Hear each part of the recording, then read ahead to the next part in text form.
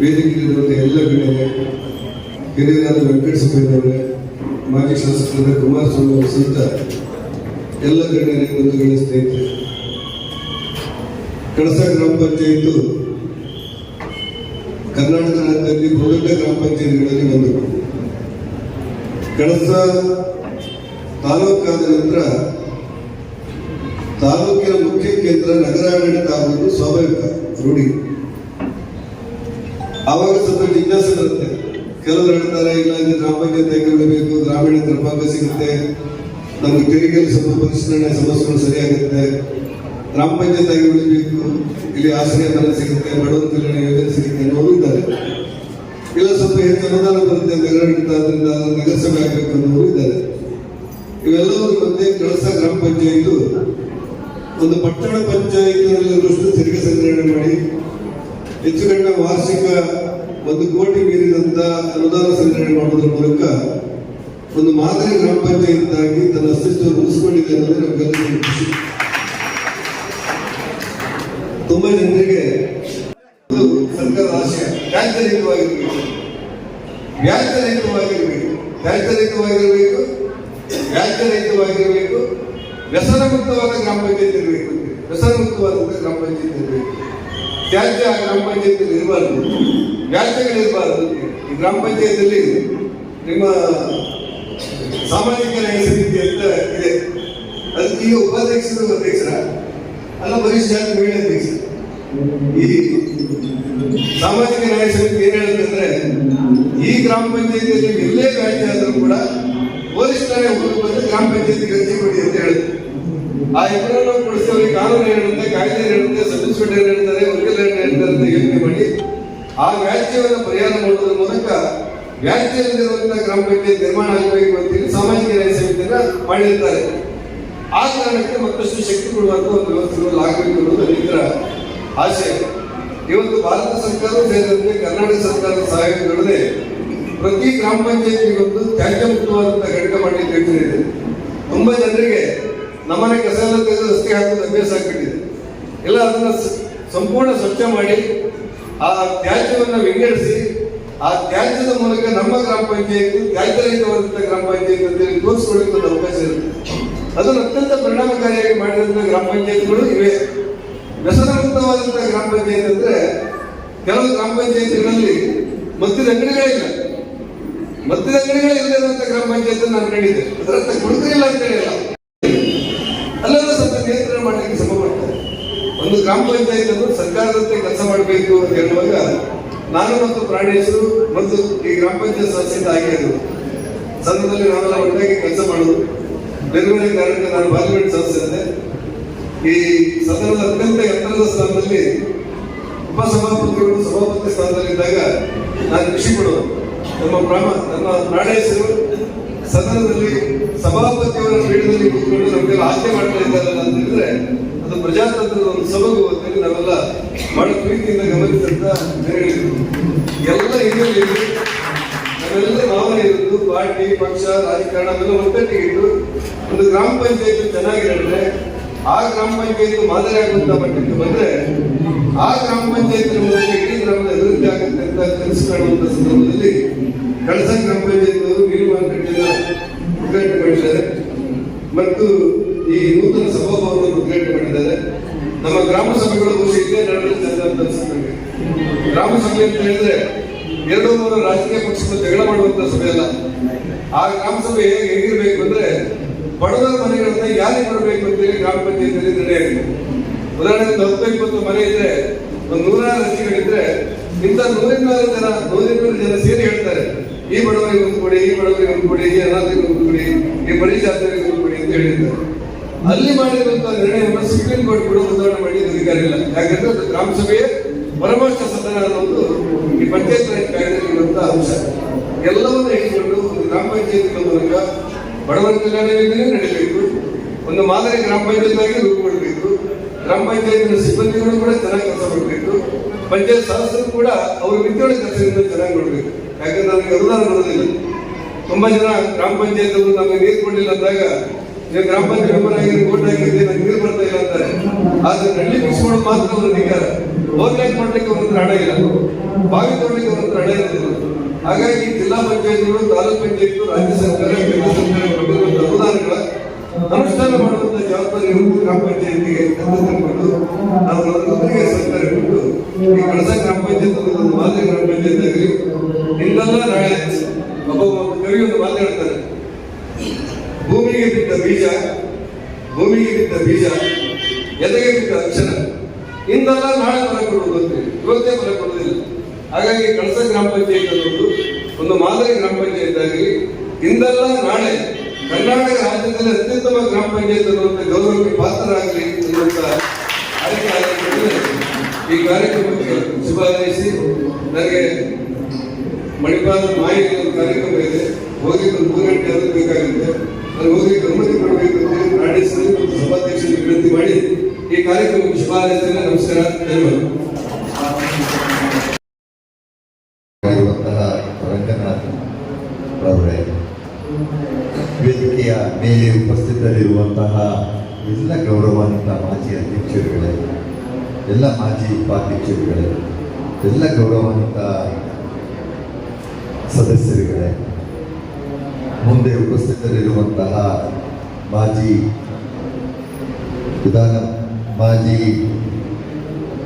ಜಿಲ್ಲಾ ಪರಿಷತ್ತಿನ ಸದಸ್ಯೆ ಸಹೋದರಿ ಆಶಾಲತಾರವರೇ, ತಾಲೂಕು ಪಂಚಾಯಿತಿಯ ಮಾಜಿ ಅಧ್ಯಕ್ಷರು, ನನ್ನ ಆತ್ಮೀಯರೂ ಆಗಿರುವಂತಹ ಶೇಷಗಿರಿ ಅವರೇ, ಮಾಜಿ ಜಿಲ್ಲಾ ಪಂಚಾಯಿತಿಯ ಗೌರವಾನ್ವಿತ ಸದಸ್ಯರು, ಆತ್ಮೀಯರು ಆಗಿರುವಂತಹ ಪ್ರಭಾಕರ್ ಅವರೇ, ಇನ್ನೋರ್ವ ತಾಲೂಕು ಪಂಚಾಯಿತಿಯ ಮಾಜಿ ಅಧ್ಯಕ್ಷರು, ಸ್ನೇಹಿತರು ಆದಂತಹ ರಾಜೇಂದ್ರ ಅವರೇ, ನಮ್ಮೆಲ್ಲ ಹಿರಿಯರು, ನಮ್ಮ ಮಾರ್ಗದರ್ಶಕರು ಆಗಿರುವಂತಹ ವೆಂಕಟಸುಬ್ಬಯ್ಯನವರು, ಇಲ್ಲಿ ಉಪಸ್ಥಿತರಿರುವಂತಹ ಎಲ್ಲ ನನ್ನ ಈ ಊರಿನ ಹಿರಿಯ ಗಣ್ಯರೇ, ಎಲ್ಲ ವಿವಿಧ ಸ್ತರದ ಚುನಾಯಿತ ಪ್ರತಿನಿಧಿಗಳೇ, ಇಲ್ಲಿ ಆಗಮಿಸಿರುವಂಥ ಎಲ್ಲ ನನ್ನ ಸಹೋದರಿಯರೇ, ತಾಯಿಯರೇ, ಆತ್ಮೀಯ ಬಂಧುಗಳು, ಬಹುಶಃ ನಾನು ಅನ್ನುವುದು ಅಹಂಕಾರ, ನಾವು ಅನ್ನುವುದು ಸಹಕಾರ,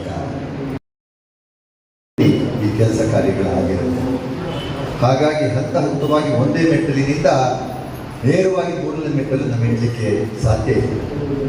ಮೆಟ್ಟಲುಗಳನ್ನು ಹತ್ತಿದ ನಂತರ 100ನೇ ಮೆಟ್ಟಲನ್ನು ಮೆಟ್ಟಲಿಕ್ಕೆ ಸಾಧ್ಯವಾಗುತ್ತೆ. ಹಾಗಾಗಿ ಪ್ರಾರಂಭಿಕ ಹಂತದಲ್ಲಿ ಪ್ರಾರಂಭದ ಮೆಟ್ಟಲನ್ನು ಹಾಕಿಕೊಟ್ಟವರಿಂದ ವೃತ್ತ ತುದಿಯಲ್ಲಿರುವ 100ನೇ ಮೆಟ್ಟಿಲನ್ನು ಮುಟ್ಟಿದವರವರೆಗೂ ಈ ಕಳಸ ಜನತೆ ನೆನಪಿನಲ್ಲಿ ಇಟ್ಟುಕೊಳ್ಬೇಕಾಗುತ್ತೆ ಅನ್ನುವಂಥದ್ದನ್ನು ಕೂಡ ಈ ಸಂದರ್ಭದಲ್ಲಿ ಹೇಳಲಿಕ್ಕೆ ನಾನು ಬಯಸ್ತೇನೆ.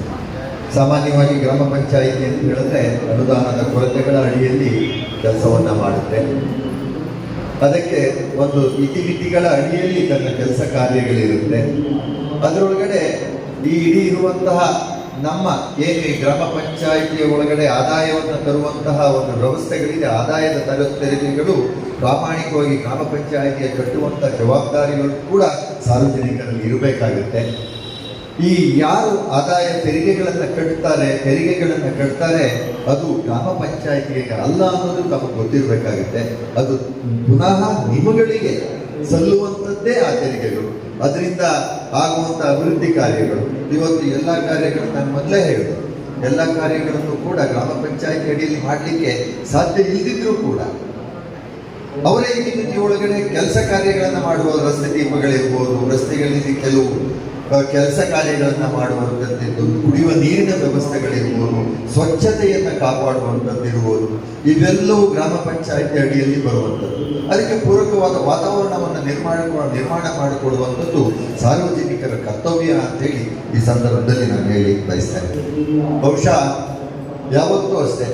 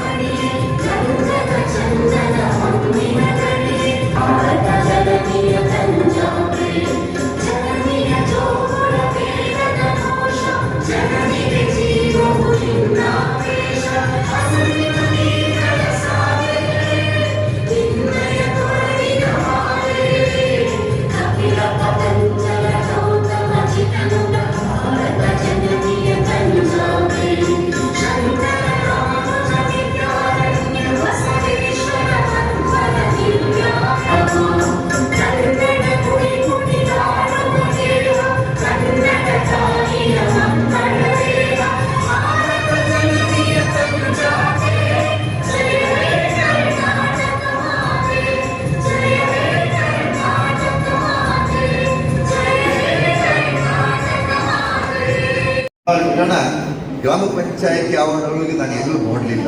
ಆದರೆ ಇವತ್ತು ಕಳಸಾದೊಳಗೆ ಕೊಟ್ಟು ಒಂದು ಸಾಮಾನ್ಯ ಒಂದು ಮದುವೆಯನ್ನೇ ಮಾಡಲಿಕ್ಕೆ ಅವಕಾಶ ಆಗುವಂತಹ ಒಂದು ವ್ಯವಸ್ಥಿತವಾದಂತಹ ಒಂದು ಸಭಾಂಗಣವನ್ನು ನಿರ್ಮಾಣವನ್ನು ಮಾಡಿದ್ದೀರಿ.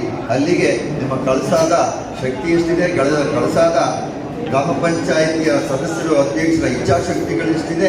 ಹಾಗಾಗಿ ನೀವೆಲ್ಲ ಒಟ್ಟಾಗಿದ್ದೀರಿ. ಅದಕ್ಕೆ ಖಂಡಿತವಾಗಿಯೂ ಇಷ್ಟೊಂದು ಸುಂದರವಾದ ಕಟ್ಟಡಗಳು ನಿರ್ಮಾಣ ಆಗಿದೆ. ನಿಮ್ಮ ಜೊತೆಗೆ ನಾವು, ನಮ್ಮ ಶಾಸಕರು, ನಮ್ಮ ಎಂಪಿಗಳು ಖಂಡಿತವಾಗಿಯೂ ಇರ್ತೇವೆ. ಒಳ್ಳೆ ಕೆಲಸ ಮಾಡುವಂಥ ಸಂದರ್ಭದಲ್ಲಿ ಅದಕ್ಕೆ ಸಹಕಾರಿಯಾಗುವಂಥದ್ದು ನಮ್ಮ ಜವಾಬ್ದಾರಿಯೂ ಕೂಡ ಇದೆ. ಹಾಗಾಗಿ ನೀವು ಮತ್ತೊಮ್ಮೆ ಅಭಿನಂದನೆಗಳನ್ನು ಸಲ್ಲಿಸಿ, ಮತ್ತೆ ನಾವೆಷ್ಟು ದಿನ ಇರ್ತೀವಿ, ಯಾವತ್ತೂ ಚುನಾಯಿತ ಪ್ರತಿನಿಧಿಗಳೇನು ಶಾಶ್ವತ ಅಲ್ಲ. ಆದರೆ ಇರುವಷ್ಟು ದಿವಸಗಳಲ್ಲಿ ನಾವುಗಳು ಏನನ್ನ ಮಾಡ್ತೇವೆ ಎನ್ನುವಂಥದ್ದು ಒಂದು ಹೆಜ್ಜೆಯ ಗುರುತು. ಆ ಹೆಜ್ಜೆಯ ಗುರುತನ್ನು ಬಿಟ್ಟು ಹೋಗುವಂಥ ಪ್ರಯತ್ನಗಳನ್ನು ನಾವು ಮಾಡಬೇಕಾಗುತ್ತೆ.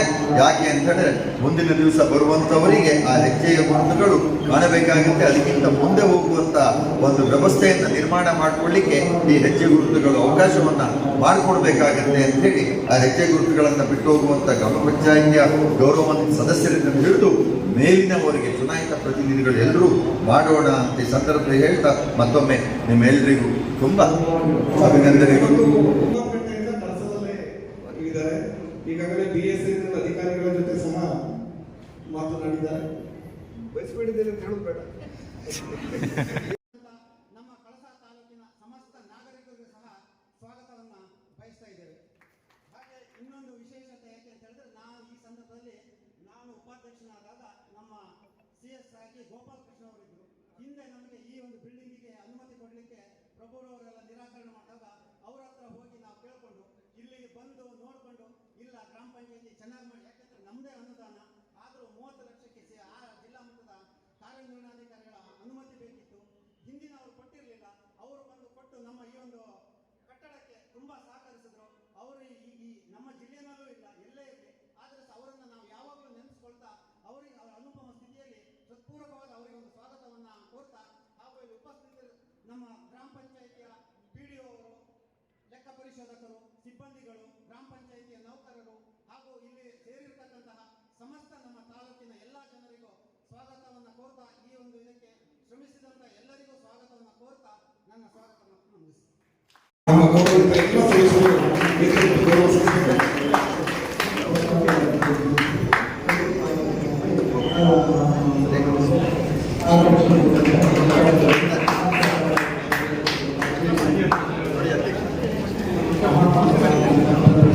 ಈ ಕಳಸಾ ಗ್ರಾಮ ಪಂಚಾಯತಿಯ ನೆಚ್ಚಿನ ಕಾಣಿಕೆಯನ್ನು ಸ್ವೀಕರಿಸಿರುವಂತಹ ಮಾನ್ಯ ಕೋಟೆ ಶ್ರೀನಿವಾಸಾಧ್ಯಕ್ಷರು ಅವರಿಗೆ ತುಂಬ ಹೃದಯದ ಧನ್ಯವಾದಗಳು. ಸಂಸದರು, ಲೋಕಸಭಾ ಸದಸ್ಯರು ಉಡುಪಿ ಮತ್ತು ಚಿಕ್ಕಮಗಳೂರು ಲೋಕಸಭಾ ಕ್ಷೇತ್ರ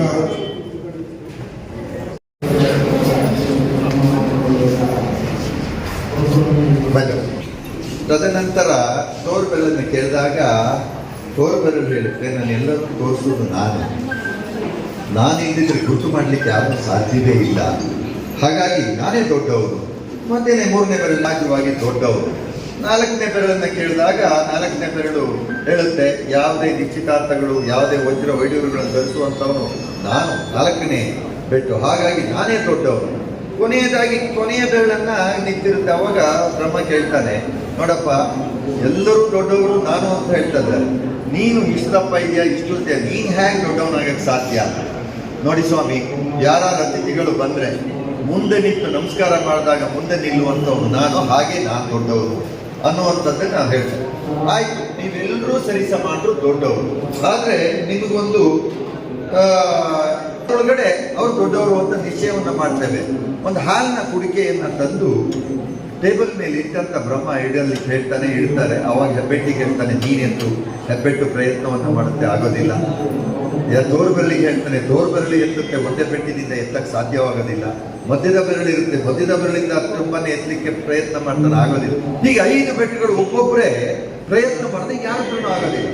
ಆಗ ಬ್ರಹ್ಮ ಕೇಳ್ತಾನೆ, ಯಾರಪ್ಪ ಶಕ್ತಿಶಾಲಿಗಳು ನೀವು ಅಂತ. ಎಲ್ಲರೂ ಯಾರು ಮಾತನಾಡೋದಿಲ್ಲ. ಹಾಗೆ ಬ್ರಹ್ಮ ಹೇಳ್ತಾನೆ, ನೀವು 5 ಜನರು ಸೇರಿ ಅದರ ಕಂಠವನ್ನು ಹಿಡಿದು ಎತ್ತಿ ಮೇಲೆ. ಆಗ ಈ 5 ಬೆರಳುಗಳು ಸೇರಿ ಅದರ ಕಂಠವನ್ನು ಹಿಡಿದು ಮೇಲೆತ್ತುತ್ತೆ. ಹೂವಿನ ರೂಪದಲ್ಲಿ ಆ ಚೆಂಬು ಮೇಲು ಬರುತ್ತೆ. ಅಂದ್ರೆ ನಾನು ಹೇಳಿದ್ದು ನಾನು ಅನ್ನುವುದು ಅಹಂಕಾರ. ಇವರಿಗೆ ಶುಭವನ್ನು ಕೋರ್ತಾ ಈ ಸಭೆಯನ್ನು ಅಧ್ಯಕ್ಷತೆಯನ್ನು ವಹಿಸಬೇಕಾದಂಥ ನಯನ ಮೋಟಮ್ನವರು ಈ ಸದ್ಯದಲ್ಲಿ ಬರ್ತಾ ಇದ್ದಾರೆ ಅಂತ ಹೇಳಿ ನಮಗೆ ಅಧ್ಯಕ್ಷರು ಬಂದು ಜಾಯ್ನ್ ಆಗ್ತಾರೆ ಅಂತ.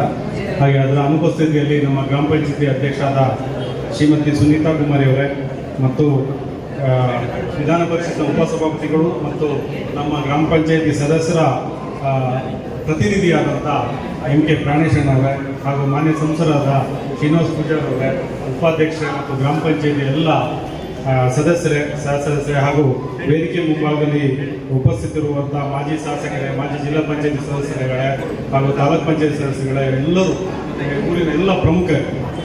ಈ ಬಿಲ್ಡಿಂಗ್ ಕಟ್ಟಬೇಕಾದ್ರೆ ನಮ್ಮ ಪ್ಲ್ಯಾನು ಹಿಂದೆ ನಾನು ಮೆಂಬರ್ ಆಗೋಕ್ಕಿಂತ ಮೊದಲೇ ಇದಕ್ಕೊಂದು ಅಡಿಗಲ್ಲನ್ನು ಪ್ಲ್ಯಾನನ್ನು ಮಾಡಿದ್ದು. ಮಾನ್ಯ ಶೇಷಗಿರಿ ಅವರು, ಆಮೇಲೆ ದಿವಂಗತ ಹರ್ಷಣ್ಣ ಅವರು ಅವರೆಲ್ಲ ಸೇರಿ ಒಂದು ಪ್ಲ್ಯಾನ್ ಮಾಡಿದ್ರು.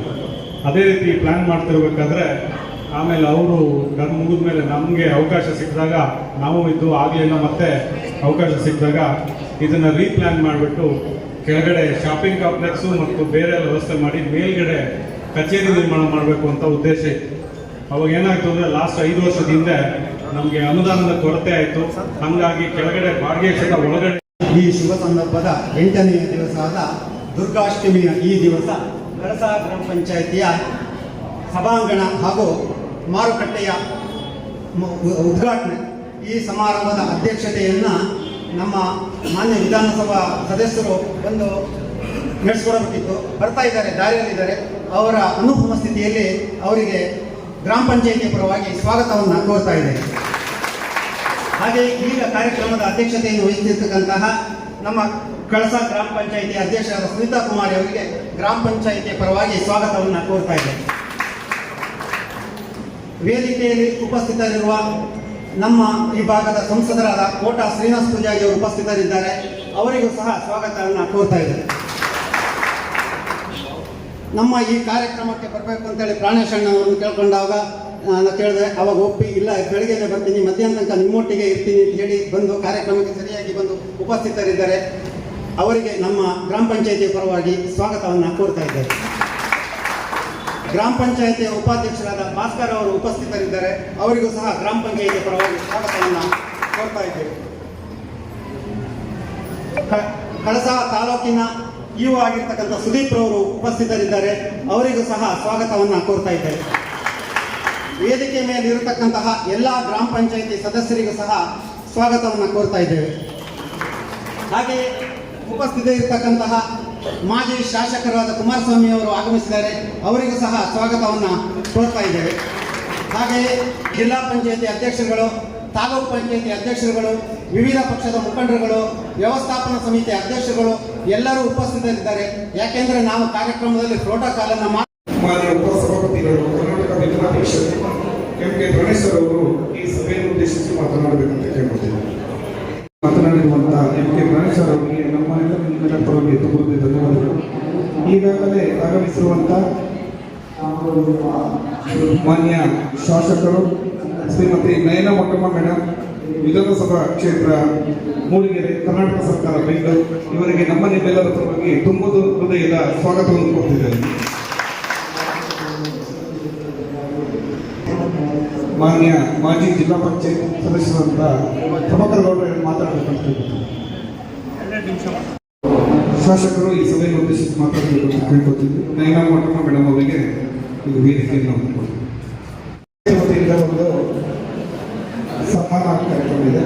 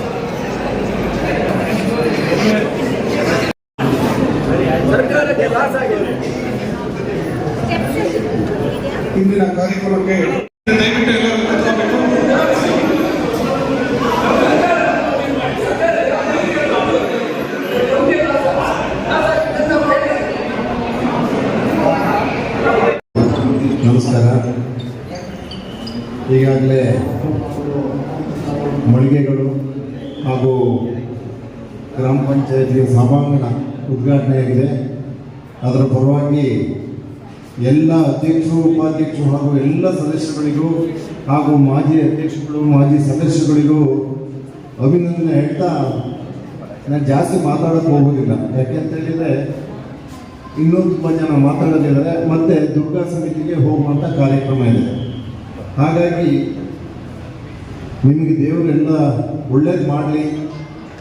ಈ ಸದಸ್ಯಗಳು, ಈ ಅಧ್ಯಕ್ಷರುಗಳು ಏನಾಗಿದ್ದೀರ, ಅವರ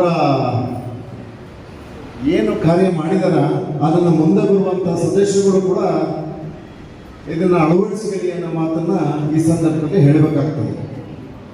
ಈಗಾಗಲೇ ಹೇಳಿದರು, ಕೋಟ ಶ್ರೀನಿವಾಸ ಪೂಜಾರಿಗಳು ಕೂಡ ಹೇಳಿದರು, ಗ್ರಾಮ ಪಂಚಾಯತಿ ಅಂದರೆ ಏನು, ಗ್ರಾಮ ಪಂಚಾಯತಿಗೆ ಎಷ್ಟು ಅಧಿಕಾರ ಇದೆ.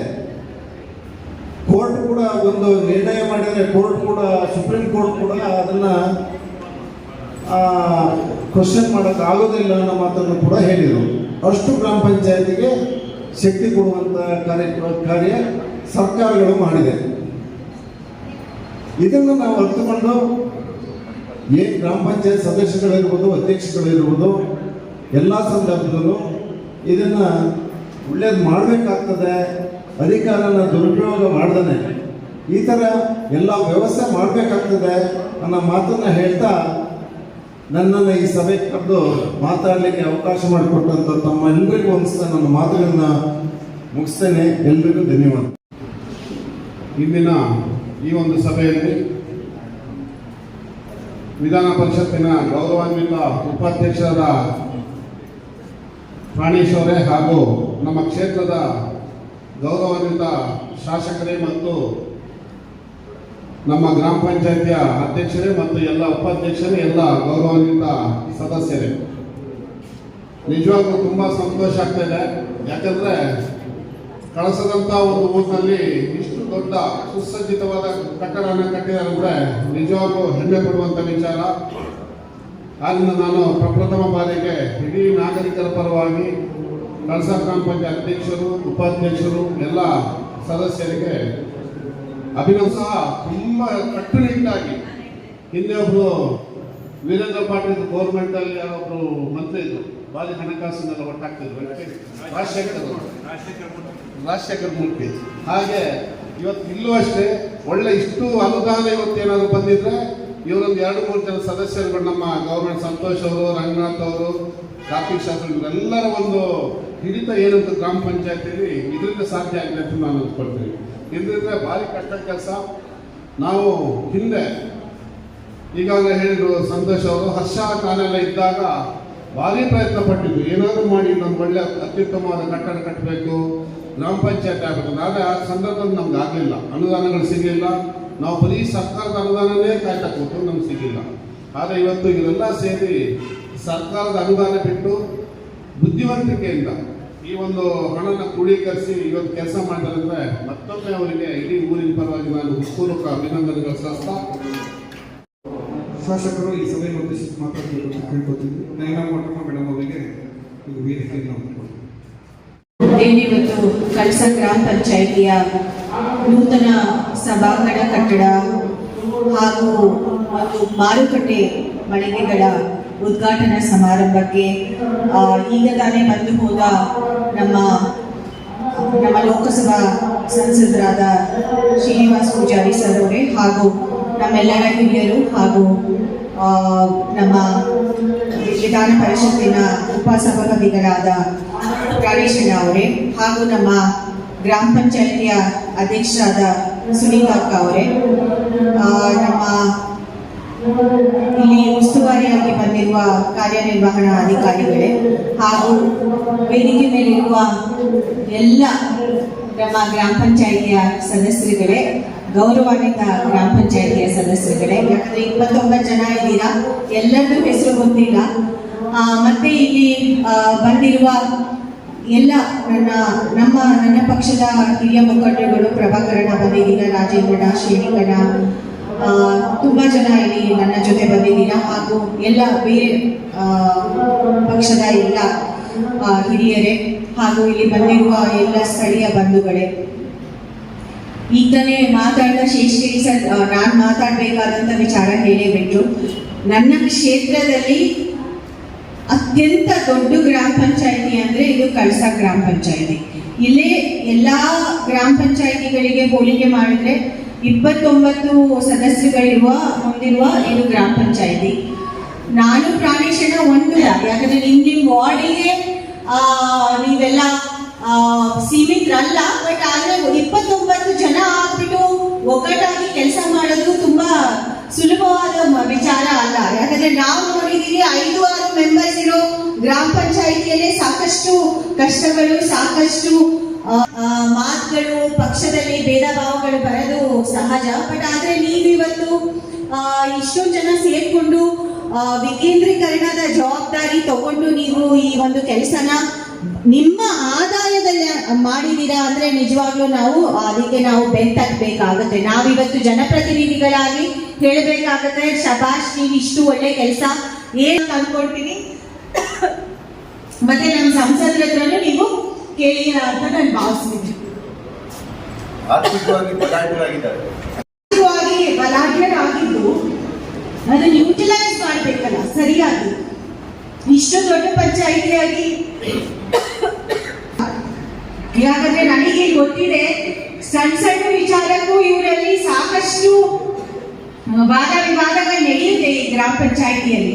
ಏನೇ ಒಂದು ಕೆಲಸ ಮಾಡೋಕ್ಕಿಂತ ಮುಂಚೆ, ಯಾಕಂದ್ರೆ ಇಲ್ಲಿ ಎಲ್ಲಾ ಪಾರ್ಟಿಗಳದ್ದು ಅವ್ರದೇ ಆದಂತ ಒಂದು ಕೋರಿಕೆಗಳು, ಅವ್ರದೇ ಆದಂತ ಒಂದು ಲೀಡರ್ಶಿಪ್ ಆಧಾರದ ಮೇಲೆ ನಡೆಯೋದ್ರಿಂದ ಕಳಸ ಗ್ರಾಮ ಪಂಚಾಯಿತಿಯನ್ನ ನಡೆಸೋದು ಸುಲಭ ಅಲ್ಲ. ಆದ್ರೆ ನಡೆಸಿ ಇವತ್ತು ಇದನ್ನ ತಂದಿದ್ದೀರಾ ಅಂದ್ರೆ ನಿಜವಾಗ್ಲೂ ಒಳ್ಳೆಯ ವಿಚಾರ. ಮೂಡಿಗೆರೆಯಲ್ಲೇ ಆಕ್ಚುಲಿ ಇನ್ನು ಮೀನ್ ಮಾರ್ಕೆಟ್ ಮಾಡಕ್ ಆಗಿಲ್ಲ.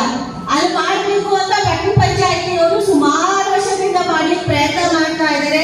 ಒಂದು ಸ್ವಚ್ಛತೆಗೋಸ್ಕರ ಮಾಡಬೇಕು ಅಂತ ಪ್ರಯತ್ನ ಮಾಡಿದ್ದಾರೆ. ಅದು ಇಲ್ಲಿವರೆಗೂ ಮಾಡ್ಲಿಕ್ಕೆ ಆಗಿಲ್ಲ. ಬಟ್ ಆದ್ರೆ ಇವತ್ತು ಕಳಸ ಗ್ರಾಮ ಪಂಚಾಯಿತಿಯವ್ರು ಮಾಡಿದ್ದೀರಾ ಅಂದ್ರೆ ನಿಜವಾಗ್ಲೂ ಅದು ಒಳ್ಳೆ ವಿಚಾರ. ಯಾಕಂದ್ರೆ ಸ್ವಚ್ಛತೆಯನ್ನ ಕಾಪಾಡಲಿಕ್ಕೆ ಮೀನು ಮಾಂಸದ ಮಾರ್ಕೆಟ್ ಅಲ್ಲಿ ಅದು ಮಾಡೋದು ಒಳ್ಳೇದು.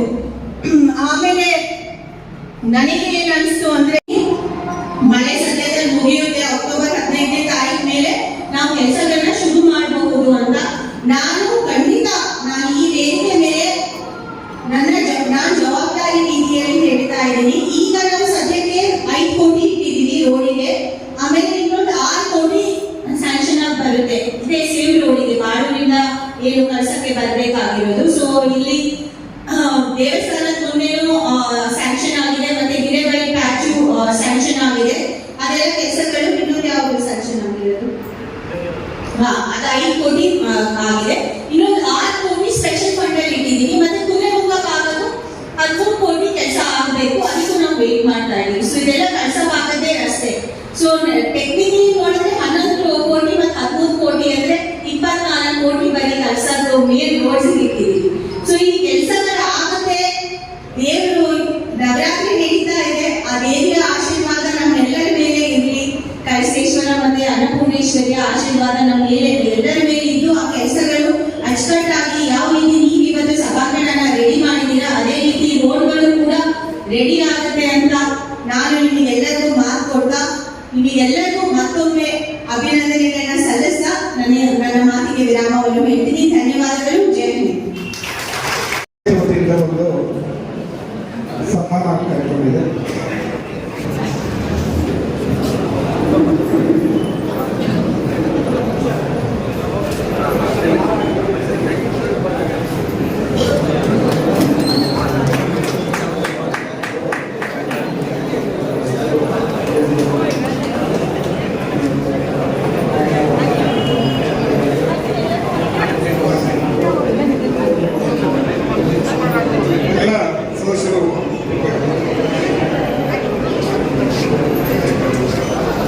ಗೋಪಾಲ್ ಶೆಟ್ಟಿ ಸರ್ ಬರಬೇಕಂತ